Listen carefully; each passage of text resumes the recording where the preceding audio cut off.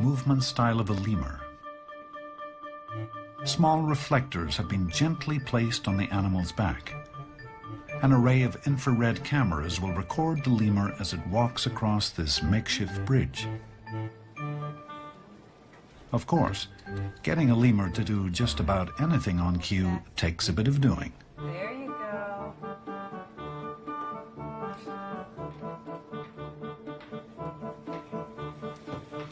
Wake up. Stop.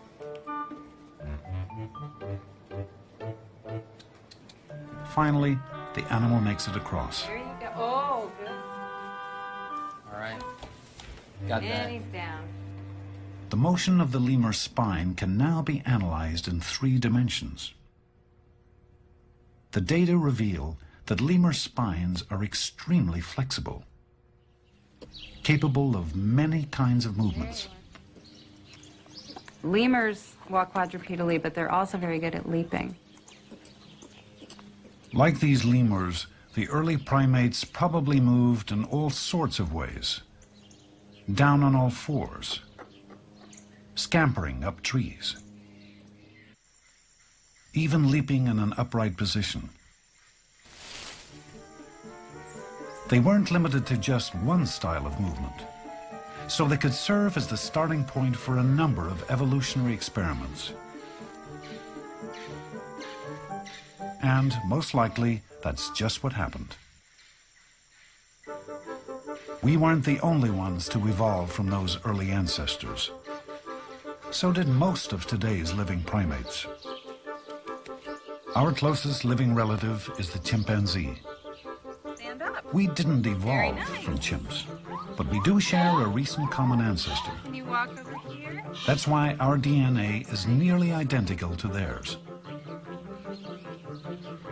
And why our skeletons have the same number of bones arranged in nearly the same way. But the few physical differences that set us apart seem to have made a great difference. Chimps don't walk on 2 feet. Jewel. They've evolved a different style of getting around called knuckle walking. Knuckle walking is a very specialized adaptation that we see among chimps and gorillas today. It's an adaptation to walking on the ground. Knuckle walking was as valid an evolutionary experiment as 2-legged walking. But the difference in our walking styles, which may have affected our intellects, is seen in the few slight differences in our skeletons.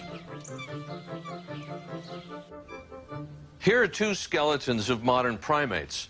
This skeleton I'm sure you all recognize because it's a skeleton like yours and mine. This is a modern human. But this smaller skeleton is one of our closest living relatives, the chimpanzee. We began walking on 2 legs, and that made a whole series of modifications in the skeleton. In humans, the spinal cord comes out of the base of the skull and points straight downwards, rather than coming out of the back of the skull. The pelvis is shaped very differently. A chimpanzee has a long, narrow pelvis. Ours is short and squat. We walk with our knees close together. Chimpanzees walk with their knees wide apart. These are minor differences. These are the sorts of tinkering that evolution did to change us into a modern biped. What if our ancestors hadn't stood up? What if they had taken one different turn along the path to becoming human?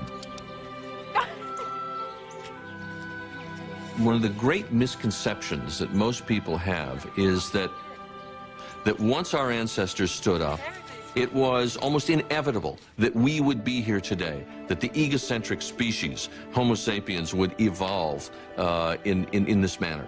But what we see is that evolution has worked the same way with us as it has with every single organism on this planet.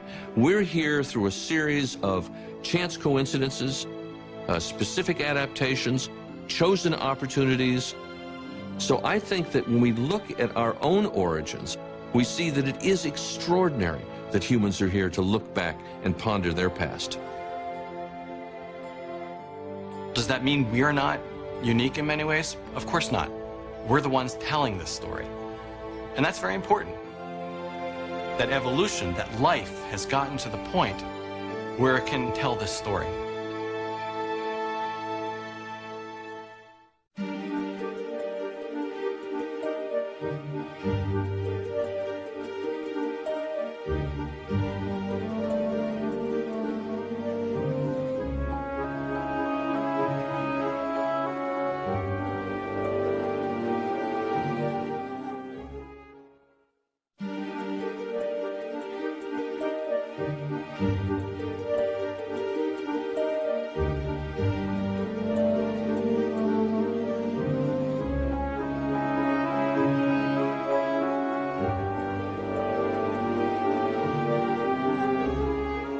Continue the journey into where we're from and where we're going at the Evolution website. Visit www.pbs.org.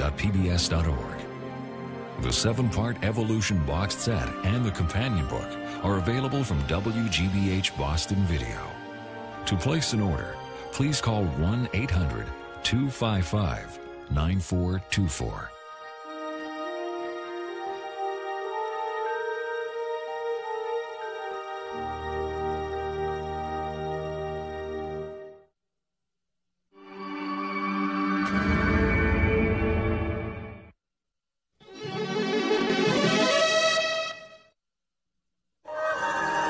This is PBS.